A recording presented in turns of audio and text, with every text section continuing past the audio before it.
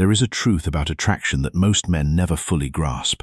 It is not logical. It does not follow a neat, predictable formula. Attraction is not something a woman chooses or decides upon after weighing the pros and cons like she might evaluate a job offer or a major purchase.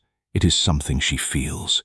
It is visceral. It is instinctive. And the difference between the man she forgets 5 minutes after meeting him and the man she finds herself daydreaming about at odd hours is rarely about his looks, rarely about his bank account, and often not even about his surface-level confidence. It is about his words. The right words, spoken at the right time with the right energy, can slip into a woman's mind, crawl under her skin, and stay there on repeat, playing over and over like a melody she cannot shake. Most men throw out generic, forgettable compliments. You're beautiful. You have pretty eyes. You have a great smile. Nice words, certainly. Memorable? Not even close. A woman has heard those phrases so many times they have lost all meaning. They wash over her like background noise. But if a man says the right thing in the right way, she will not just hear it. She will feel it deep in her chest. She will feel it in her body. And once a woman starts feeling something for a man, that is when he becomes truly irresistible. She does not choose to be drawn to him. She simply is. That is the power of the right words. There are 3 specific compliments, 3 carefully crafted phrases that are so rare and so psychologically potent that they can make a woman think about a man long after he has left the room. These are not pickup lines. They are not manipulative tricks. They are expressions of a deeply grounded, emotionally intelligent mindset that most men simply do not possess. The first of these phrases is deceptively simple but devastatingly effective. I don't need you, but I want you. There is something about this combination of words that hits differently than any generic compliment ever could. It is not just words. It is a declaration of inner strength. Most men get attraction completely backward. They believe that in order to win a woman over, they need to shower her with attention, convince her of their worth, and prove that they would do absolutely anything to have her. That is where they fail. Nothing turns a woman off faster than neediness. It reeks of desperation. It tells her that a man sees her as some magical prize and himself as someone who needs to win her approval just to feel worthy. But women do not want to feel like they are doing a man a favor by being with him. They want to feel chosen by a man who already has options, a man who does not need them to complete him, but who genuinely desires them. That is why the phrase, "I don't need you, but I want you," is so powerful. It shifts the entire dynamic. It tells her, quietly and confidently, "You are not the center of my world.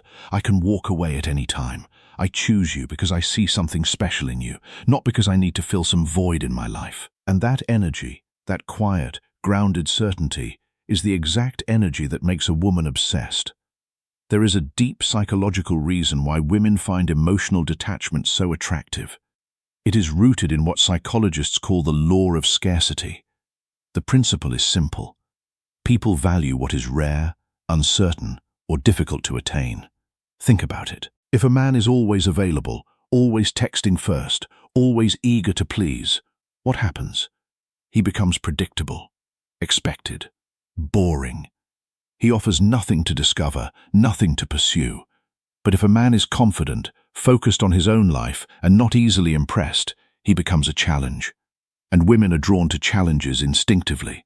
It is not a conscious decision. It is a primal response. By saying, "I don't need you, but I want you," a man is sending a subconscious message. I am a man who has standards. I am not desperate for love. I do not chase. I attract. And that energy is magnetic. It draws her in because it is so different from the desperate, approval-seeking behavior she encounters from most men. It signals that he is complete on his own, that his happiness does not depend on her, and that if she wants to be part of his life, she needs to bring something valuable to the table. That is a powerful position to hold. But here is where many men get it dangerously wrong. This is not about acting like a man is too cool for her. It is not about being rude, dismissive, or emotionally unavailable. There is a world of difference between genuine confidence and arrogant posturing. Confidence is knowing one's own worth without needing to prove it. Arrogance is desperately trying to force others to recognize it. If a man tells a woman, "I don't need you, but I want you," with an arrogant smirk or a dismissive tone, she will see right through it. She will know he is just putting on an act, trying to manipulate her emotions. But if he says it with genuine calm confidence, if his actions back it up, if his life is already full of purpose, passion, and personal fulfillment, she will feel the truth of it. She will sense that he is not trying to impress her. He is simply stating a fact. And that feeling, that sense of encountering a man who is truly grounded, is what makes her unable to resist him. The Stoic philosopher Seneca once observed that we should not let our fears stop us from doing what is right. And the right thing here is to speak the truth of one's own value without apology. A man who can say, "I don't need you, but I want you," and mean it is a man who has conquered his fear of rejection. He has mastered himself. The key to making this phrase work is timing and tone. A man does not just blurt it out randomly. He uses it in moments where she is trying to gauge where he stands. For example, if she asks, "Do you really like me?" Instead of answering with an immediate and desperate yes, he might say, "I don't need you, but I want you." If she asks, "What do you even see in me?" Instead of listing reasons like a man trying to convince her of his sincerity, he might say, "I don't need you, but I want you." If she starts playing hard to get, teasing him, testing him, this phrase instantly resets the power dynamic. It lets her know he is not afraid to walk away. He does not chase. He does not beg. And that is the exact moment she starts chasing him. The philosopher Epictetus taught that it is not what happens to us, but how we react to it that matters. When a man faces a woman's testing behavior and reacts with grounded confidence rather than desperation, he demonstrates mastery over his own emotions. And that mastery is deeply attractive. The second powerful phrase is this: "I bet most guys don't make you feel like this." Words have power, but not all words are created equal. Some words get ignored. Some get a polite response and are immediately forgotten. And then there are words that sink deep into the mind, words that make a woman think about a man long after he is gone. This phrase belongs to that rare category. It is not a compliment. It is not a question. It is something far more powerful. It is a suggestion. When a man says, "I bet most guys don't make you feel like this," he is planting a thought in her mind, one that she cannot help but explore, because now she is wondering, wait, do I feel different around him? What exactly is he doing that other men do not? Why does this moment suddenly feel more intense than my usual interactions? And once she starts thinking about it, she starts feeling it even more. That is the power of suggestion.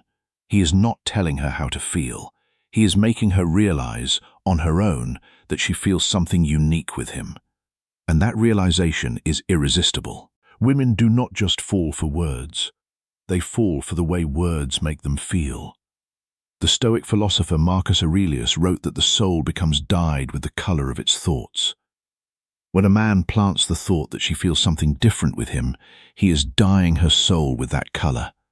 And once she believes she feels something different, she is hooked. This phrase triggers something called the contrast effect, a psychological principle that makes people pay more attention to something when it is compared to something else. When a man says, "I bet most guys don't make you feel like this," he is creating an instant comparison in her mind. She starts thinking back to her past experiences, all the dates, the conversations, the flirty moments. And now she is subconsciously placing him above them all. Because if he were not different, if he were not making her feel something rare, why would he even say that? The contrast effect works because the human mind naturally evaluates things in relation to other things. It is how we make sense of the world. By setting himself apart from every other man she has encountered, he is elevating his own value in her eyes without bragging, without listing his achievements, without trying to convince her of anything. He is simply letting her make the comparison herself. And when she does, she realizes he stands out. Attraction is not just about looks. It is about emotional investment. A woman can find a man physically attractive, but if he does not make her feel something, he is forgettable. This phrase forces her to engage emotionally because once she starts thinking about how he makes her feel, she is locked in. Now she is analyzing his words, his energy, the chemistry between them. She is feeling the difference instead of just hearing it. And that is the moment she starts wanting more. Most men rely on surface-level compliments. They tell a woman she is pretty, that she smells nice, that she has beautiful eyes. That is why this phrase is so different. It does not focus on her looks. It focuses on her experience with him. And that is what makes it hit hard. But here is the key. A man has to back it up. He cannot just throw this phrase out there and expect magic. He has to actually create a moment where she feels different around him. This means keeping eye contact just a second longer than normal. It means slowing down the conversation so it feels deeper, more intense. It means saying this phrase at a moment where she is already feeling a spark. If a man does this right, she will not just hear his words. She will feel them. And that feeling will keep her coming back for more. The timing of this phrase is critical. Drop it too early and it feels forced. Say it in the wrong moment and it loses its power. Here is when to use it. After a deep conversation, when she is opening up to him, sharing personal thoughts or laughing more than usual, that is the perfect time. During a moment of chemistry, when he can feel the energy between them shifting, maybe there is some flirting. Maybe she is looking at him differently. This phrase seals the deal. Right before he leaves, saying this phrase before ending a conversation or parting ways creates a lingering effect. She will be thinking about it all night. The best part is that it does not just make her think, it makes her feel. And at the end of the day, that is what makes a woman chase a man. The philosopher Musonius Rufus, a Stoic teacher who profoundly influenced Epictetus, wrote that we should not use our words to command, but to persuade and to teach. This phrase is persuasion at its finest. It persuades her to see him as different, not through argument, but through suggestion. The third and perhaps most potent phrase is this: I know your trouble, but I like it. There is a fine line between attraction and obsession, and this phrase pushes a woman right into obsession. Why? Because it plays on one of the deepest psychological drives inside a woman's mind, the desire to be wanted but not easily controlled. Most men make the mistake of being too agreeable. They nod. They compliment. They try to prove they are safe and nice. But the problem is that women do not want safe in the way most men think. They do not want predictable. They want a man who sees their wild side and embraces it. They want a man who can handle their complexity without flinching. That is exactly what this phrase does. When a man says, I know your trouble, but I like it, he is doing something incredibly powerful. He is acknowledging that she is a challenge. He is suggesting that she has a side most men cannot handle. He is telling her that he sees through her innocent act and he is still intrigued. This taps into her ego and her curiosity at the same time. Now she is wondering, does he really think I am trouble? What does he see in me that other men do not? Why is he so confident about handling me? And once a woman starts asking these questions, she is already hooked. The philosopher Zeno of Citium, the founder of Stoicism, taught that we should live in agreement with nature. And it is human nature to be drawn to what is mysterious, what is challenging, what cannot be easily figured out. By positioning himself as a man who sees her complexity and is not intimidated by it, he becomes mysterious to her. He becomes a puzzle she wants to solve. This phrase works because it flips the usual power dynamic. Most men try to convince a woman to like them. They present themselves as worthy candidates for her approval. But this phrase subtly makes her the one proving herself to him. Instead of chasing her approval, he is making her wonder if she can handle him. Instead of playing it safe, he is creating a sense of danger and excitement. Instead of being just another predictable guy, he is now the man she wants to impress. It is flirtation, challenge, and intrigue all wrapped into one sentence. There is a psychological principle at play here called reactance theory. It states that when people feel like they are being categorized or limited in some way, they instinctively push back. By calling her trouble, a man is subtly challenging her identity. Now she has to prove herself to him. She will start teasing him back. She will start showing him different sides of her personality. She will start working for his attention instead of just receiving it. And that shift, that subtle reversal of who is pursuing whom, is what makes a woman obsess. The key to making this work is playfulness. A man cannot say it too seriously or it will sound accusatory.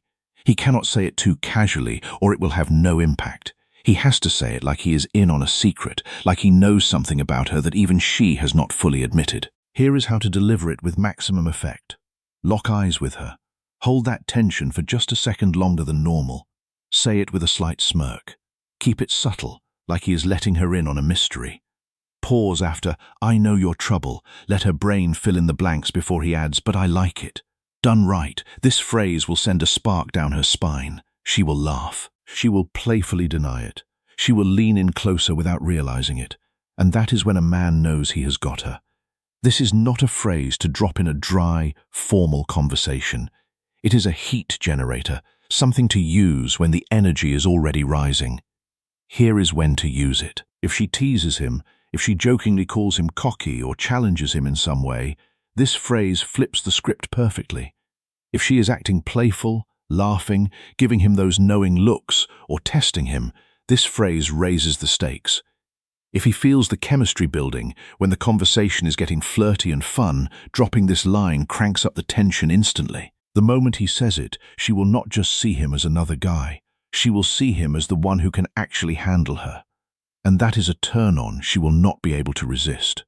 The Stoic philosopher Cleanthes, who succeeded Zeno, wrote that the fates guide the willing, but drag the unwilling. A man who is willing to step into this kind of playful, confident communication is guided toward deeper connection.